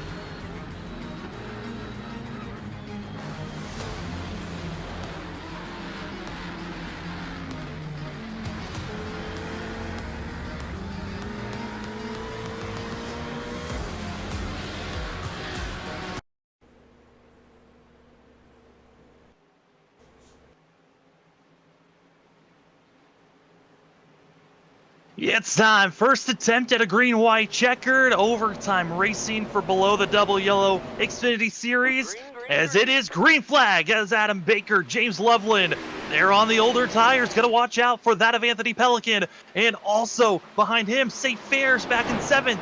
But it's Adam Baker with the best launch, and he's taken off. He needs to get a better launch and just get a great launch out of 2 if he wants to pull away from Loveland. He rolled the center quite a bit better than what Loveland did, able to close that gap now. But like you said, and we've got Caution another caution. Looking to see, that's going to be that of the 16. Gardner as well as Shepler going to be involved in this one as they were coming at it too, and had a sense that this was most likely going to happen, especially, we had overtime racing last week at North Wilkesboro, and kind of expected this type of thing. Drivers are not going to be playing nice. So you look at the replay here of Shepler 13 getting a little bit too close to the 16 and contact being made. That's just two drivers going for the same real estate there. That's green-white checkered racing there. You can't afford to lift, even if the car is getting a little bit loose. You just try to drive through it there. Unfortunately, just a little bit loose for the 13 of Scheffler coming down the track trying to save it. And Nick Gardner just happened to be taking up that little bit of track there. Around goes the 13 and the 16. And that right there is your Freaky Fast Broadcasting replay. And really didn't get to see too much of, what the drivers had coming out of the corner for that of Baker and Loveland. What I did start to see, though, was Anthony Pelican. He was really wanting to force it 3 wide on the entry of turn 3 right before the caution came out. Yeah, it's no surprise, and this is really benefiting Safe and Anthony with their freshest tires in the field. More so that of Anthony Pelican, but Safe Fair is definitely having the pace, running up front all race long before that spin. Looking to take advantage of everybody getting bunched back up now, trying to gain as many positions as possible. And I know Anthony, we've seen him be aggressive in the past, knowing that he's got the freshest tires in the field. Trying to maybe see if he can get up here. He's got another attempt at it. He's going to try to gain as much track position as he can here. Hope for another green-white checkered attempt and try to maybe sail that thing into the corner and steal this win away with his tire strategy. Another driver trying a very bold strategy. We're not expecting them to gain too many positions, but Timmy Emanuele coming in and getting some fresh rubber on the 39. I thought everyone had used up all their sets already, but the 39 had an extra set to spare here, and with the potential of 3 attempts, this isn't a bad call for a driver that was already running pretty far back in the field. Yeah, I think if you're already in the back and you've got the set, you might as well. My question is, I'm not sure exactly where he was to come in and take that set. But I think at this stage in the race, you've kind of just got to sit where you're at and finish out with the set of tires you've got on, because I don't think there's enough time to make it back through the field a substantial amount to maybe even get back to where you pit from. But definitely if you're already in the back, go ahead and try something here. You might gain a couple more positions than you would have any other way. Yeah, I mean, a lot of pressure going to be put on these drivers. Get a good restart. I mean, for Adam Baker, if he can get a great launch here at the start and we stay green all the way through, I mean, being up by 3/10 on the entry of turn 1, that is such an advantage to have, and putting a lot of pressure on the drivers behind them, especially for Loveland, Seaborn, and Atkins that are on those older tires.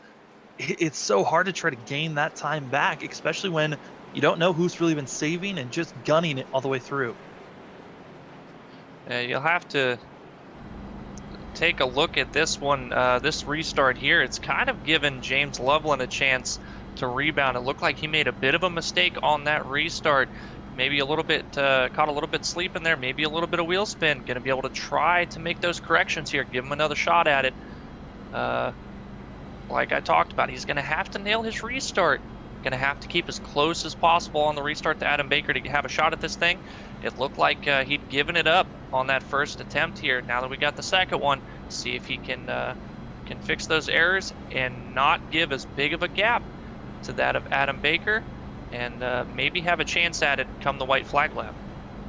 Your top 10 running currently, that's going to be Adam Baker, James Loveland, Cody Atkins, and then that of Brian Seaborn and Anthony Pelican. Your top 5, Safe Fairs, Justin Carey, Brandon Pearl, as well as Kevin McGarvey and Dennis Faircloth, going to be your top 10. Justin Carey, Pearl, Faircloth, as well as Kyle McGarvey. These are some of their best runnings that they've had almost all season long for themselves. I mean, it's got to be feeling good that they're able to make this charge forward. I know for the 4, he's on a slight advantage with the fresher tires, has some damage to work with, but he's going to be doing his best to try to crack into the top 5. Yeah, it's definitely within reach. As drooling, he can taste it. Got to get there, but got to get there clean. Can't afford to wad the car up now. You want the top 5, but a top 10, better than getting wrecked on the white flag lap and finishing dead last on the lead lap. Pace car rolling off. It's time for our second attempt at the BTDY 200 here at Homestead, round number 6. And got to give credit to that of Adam Baker. Great launch for himself. And here comes that of Cody Atkins on the outside, putting a lot of pressure on that of Loveland. Atkins going to try down and pinch, and he's doing a great job. He's right on the quarter panel, forcing Loveland to not go full speed here. And now they're going to be just drag racing down the backstretch. Well, and I think, unfortunately, this is what Adam Baker needed right here. Needs these guys to be racing each other. And it looks like Adam Baker now going to look to sail off into the sunset as we're coming to take the white flag here at Homestead, Miami. Just like last week, it took us 2 attempts. White flags in the air. This is it for these drivers.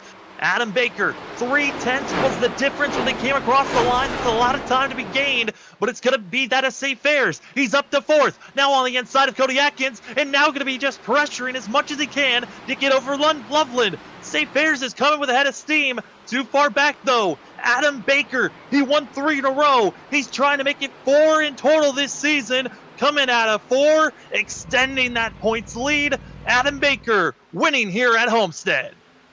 And Safe Fares just hanging on to finish top 3, exactly what he needed for those 2 green-white checkered attempts for a rebound. That was an incredible drive for the 44. Self-spin, back up to 3rd. Yeah, I mean, what a charge for himself. Drivers are now Calamity in the back, all just being riddled up as they're just ready for this race to be over. But Adam Baker, I mean, we touch on it a lot over, when we're not live. But, man, Adam Baker has just been on a different level than all these other drivers. And you're seeing it. 4 wins in total in our first 6 races. He's finished in the top 10 every single race as he gets to burn it down. We'll talk to our top 3, Adam Baker, James Loveland, Safe Fares in just a few moments. But wow, congratulations to Adam Baker.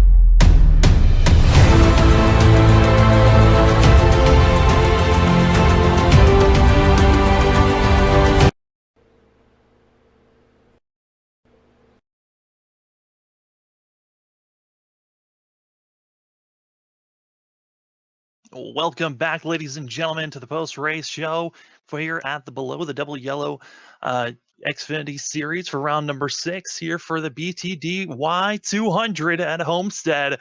We got our top 3. First, we're going to be talking to Safe Fares, our stage break winner, who probably had the most spectacular drive through the field. Safe, it's Sam up in the booth. You got me? Yes, Sam.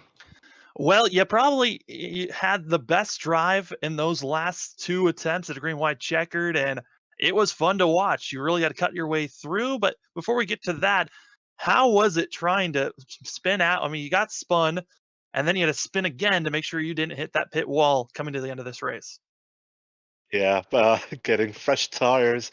It totally slipped my mind that they would be really cold and not much traction as I'm exiting pit lane and trying to catch up with the pace so that I don't get James or Adam to pass me. And it totally slipped my mind.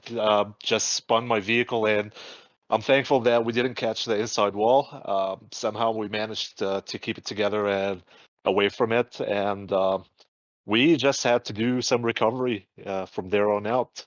Um, I'm glad for those last few cautions because that's what gave us the opportunity to run back into into the top five and eventually finishing in the top three, which is a good result for us. Yeah, I mean, how much pressure are you feeling when you had to cut your way through the field there? Not a lot of green flag laps that you had to make all those moves. You had to go 3 wide at times, being boxed in at other moments. How was it going through traffic? I had to be a little bit aggressive. There was a point as well where I got into the side of the 39. I don't know if he got loose and didn't hold his line properly, or I came a little bit more upwards and hit his side. But at that point, I had to just take so that I can make it back into the top five. So I had to abuse the tires, even though that I spun. When I spun, I actually uh, flat spotted them. I had to drive hard, and eventually that paid off. There wasn't much laps to go till the end of the race, and it was a good battle to make it all the way to the top three. Yeah, it was awesome to watch and a great drive on your part. We got 4 more races left in the season: Watkins Glen, Chicagoland, Dover, and then going to Daytona finish off the season. I mean, we've been seeing Adam absolutely dominating this season. Are there any of those tracks where you're thinking, hey, I might be able to win that one? Well, maybe I have to wreck my teammate in Daytona. No, I'm just kidding. Um, I don't know. Watkins Glen is going to be so much fun because everybody has different styles running it. That's pretty much going to be the wild card between all of us in this league. So it'll be interesting to see how everybody's style of driving is going to be over there. And then, of course, a season finale at Daytona. Anything can happen over there if we're going to be tied on points in the top three or top four. Um, Again, anything can happen, and that can shake up the top of the list. It certainly can. Well, Safe, before we let you go, the floor is yours for any shout outs. Well, first of all, I want to give a big shout out to Below the Double Yellow League, both series, the Cup Series and Xfinity Series. We come on every week and put up a really good show and good battle, good competition between us all.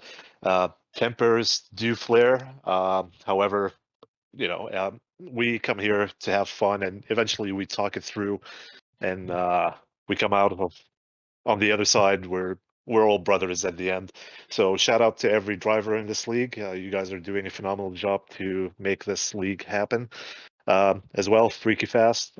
Thank you guys for coming on board and covering the broadcast for us here. We're happy to have you on board.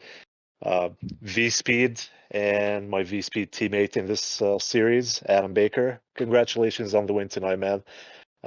Consistency always helps on getting great results, and you sure have demonstrated that you're able to deliver. So good job on your part. And the admins as well. Thank you guys for always taking care of our concerns, our um, reports and such, and having a tight and well organized league for us. Well, Safe, congratulations on a great drive, getting up into the top 3, and good luck next week at the Glen. Thank you. Appreciate it to you guys. Have a good night and hope you enjoyed the race. Safe was able to move up into 3rd place. It was Duke between that of Adam Baker and James Loveland for most of this race. As we move up to talk to James Loveland. James, you came up just a little short there. I feel like you probably would have had the speed if the race had gone green and not into overtime racing, but you tried your best. How was it on those 2 attempts? Yeah, it was kind of difficult. He, if he got the restart there, he pretty much had it won because I just could not. We were pretty even. I couldn't get to him on restarts. I think the tires just got cold and I couldn't catch him. But yeah, I really needed a long run at the end, and with that caution coming out, it changed everything. But tried my best and still managed to get a second place out of it. We saw you being one of the first drivers to really stay low for most of a run, and then it would finally that low line would be the more dominant line to be. Did you take that knowledge from other leagues, or just you enjoy this racetrack and you've learned that that's the place you need to be at? Yeah, actually, from that the Underdog League a few weeks ago that you guys broadcasted, I tried the bottom again. I was like, maybe it'll work again. I know they're different cars and everything, but it's seemed to be the preferred line by later in the race. So yeah, I was getting faster laps down there. I was saving tires way much better, and yeah. Well, James, you've been doing a great job this season. A really good finish here at Homestead. Coming up a little bit short, but we've got 4 more races left this season: Watkins Glen, Chicagoland, Dover, and Daytona. I asked the same thing to Safe. Any of those, are you feeling comfortable that you might be able to get a win at one of those racetracks?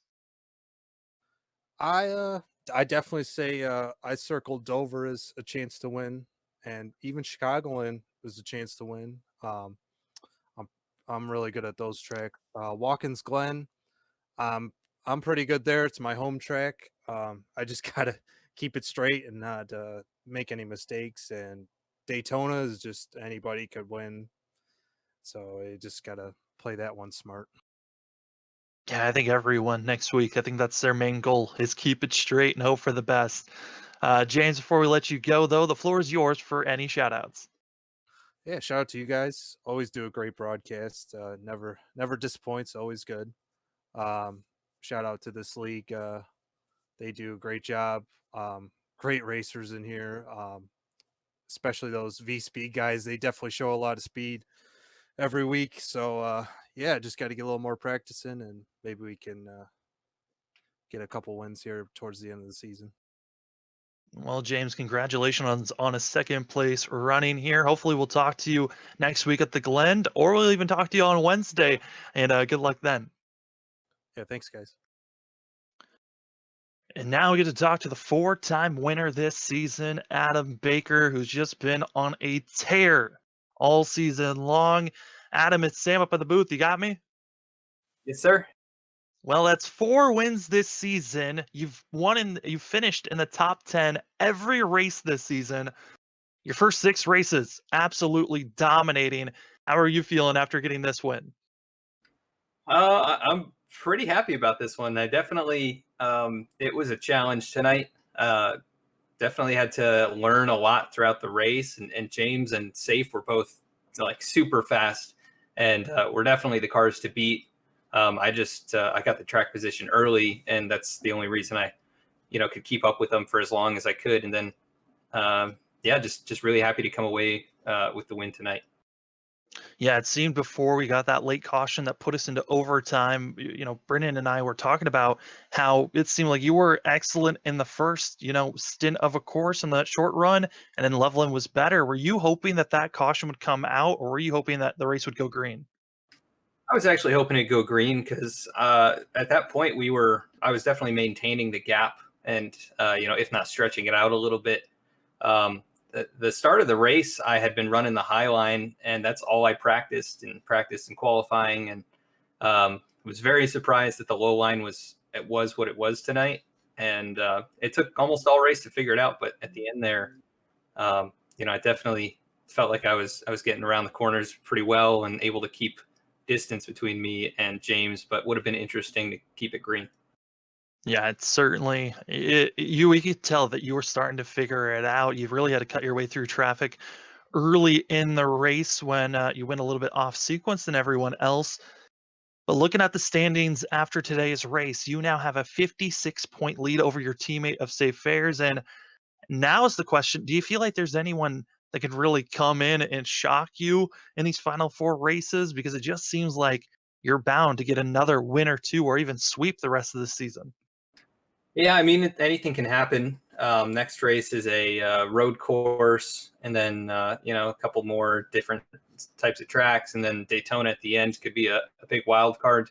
Don't have it's mixed luck there, so I'm just going out trying to win each race and do the best I can. and just trying to maintain that points lead until we get to Daytona, so I can breathe a little bit easier there. Absolutely. Well, Adam, still congratulations on your 4th win this season, and still the stats baffle my brain on how consistent you've been so far. But before we let you go, the floor is yours for any shout-outs. I'd like to thank you guys up there in the booth for broadcasting these races. You do a great job and so much fun to go back and watch. I want to thank all the admins and everybody here at Below the Double Yellow that makes this possible. All the other sponsors of the series, including the U.S. Freemasonry, the series sponsor. And yeah, I want to thank the V-Speed guys. Great run there for safe, and looking forward to seeing what they can do Thursday at Watkins Glen. But yeah, just all the fans that came out and watched. Well, Adam, again, congratulations and good luck, and maybe we'll be talking to you once again next week. Yes, sir. Thank you, guys. Well, Brandon, Adam Baker, once again, I feel like we're just saying the same tune week after week at times, but that 48 is always fast at every track we go to. What are some of your final thoughts here tonight? Well, it was a really good, side-by-side race, and couldn't talk about it enough that how many different lanes these guys had to choose from to try to, find a little bit of extra speed, a little bit of an advantage. And, the league making that change with the stage, pushing it ahead a little bit to open up the strategy for the last bit of the race there really worked out well. Guys on some different strategies here, able to make use of that. Anthony Pelican especially rebounding, with his strategy call up to 5th. So great move on their part to do that for the drivers at their request. So I'm excited, man. It was a fun race here at Homestead, but I love road courses, even though I don't necessarily get the best results there. They're a lot of fun to drive and a lot of fun to call. So I'm excited to get to the Glen next week. Yeah, it is going to be a lot of treachery for those drivers, have to stay in their lanes and hope that they can stay on track and not find themselves on the grass or in the gravel. Here's your final racing results. Adam Baker, James Loveland, Safe Fares. We got to talk to them for interviews. Then you had Cody Atkins, Anthony Pelican, your top 5. With that also of being Seaborn, Carey, Kyle McGravy, Pearl, and then Faircross going to be your top 10. And some of the other drivers that you can really take note, had some really good rebound days. I mean, Bradley Wilson, I think that team, they just need to focus on how to save their tires, because that 51 is quick early in these runs, but just his tire drop off is so drastic. It's just hurting him overall. Nick Alves, we didn't even talk about the 24, 11th place finish for him. Just outside the top 10 for the 24 here tonight. Joey Means up to 12th in the 20, up 9 positions, one of the bigger movers. But Thomas Brendel in the 34, 16th position, but up 16 positions from the start of the race. I believe he was the biggest mover of the race. So not inside the top 10, but you can't complain when you had to pass 16 guys to get a 16th place finish. So great job on his part as well. And Nick Gardner, unfortunately, getting caught in that late incident there, going to be finishing in the 20th position after having a pretty strong run on some strategy. Saw him leading the race for a little while. Fell off on the older tires, but didn't fall off too much there, like we talked about. Unfortunately, just getting caught up in that late incident, going to be sending him toward the back of the field. But really good race overall for some of these guys, and some others really glad to get out of Homestead. Yeah, some are happy to get out of Homestead, and some drivers that were hoping to get a rebound, some of them are not most likely going to be fans of road course racing. It's so hard to drive, especially an Xfinity car. It's just a brick out there. Got to figure out how to slow it down, get through the corners smoothly, and our biggest key, stay on the racing surface, and you're probably going to be moving up on the grid. But for tonight, I mean, Brandon, thanks for being up in the booth. No, this one, once again, overtime scenario, and it seems like that seems to be kicking in almost every week. Yeah, it makes it exciting, I'm sure, for the fans, and nerve-wracking for the drivers. But maybe James Loveland thinking, okay, I need to maybe figure out a little bit more short-run pace for these green-white checkers, because I don't want to be in this situation again. But it's just the name of the game. It's part of the racing we have to deal with, and sometimes it bites you, and sometimes you come out on the good end of it. As we will get to see these drivers again next week at Watkins Glen for round number 7. Exciting racing to be seen. But for myself, Sam Dyer, and for Brandon Colley, thank you so much for being up here in the booth with us. But we're now going to send it over to Robert Moyer to finish out the call. All right. Thank you, ladies and gentlemen, for tuning in here tonight at Homestead. What a wonderful race like we've seen here week in and week out every Monday night with these guys. And there's always, like these guys said, always something going to happen at the end. So make sure you tune in through all the events every Monday night here with the Below as they get down to the nitty gritty here to end the season. So I do much appreciate everybody out there tuning in. Our next event will be tomorrow night at 7:20, as we'll be with the ARCA cars with Evolution Racing League at Indy, and then we will be live at 9:20 for the Cup cars that are going to take on Indy tomorrow night. On Tuesday night, our double header. So if you don't mind, post your comments after watching this in the YouTube below of what you thought about the race or anything, and we will reply accordingly to your questions or what you thought about the broadcast or anything like that. But all right, well, Sam, Brandon, thank you very much. But for that being said, everybody out there, hopefully everybody had a great weekend. Enjoy your work week and make sure it goes by fast. But until tomorrow night, we want to say here at Freaky Fast, God bless everybody. We love yous all. Peace out. Bye, everybody.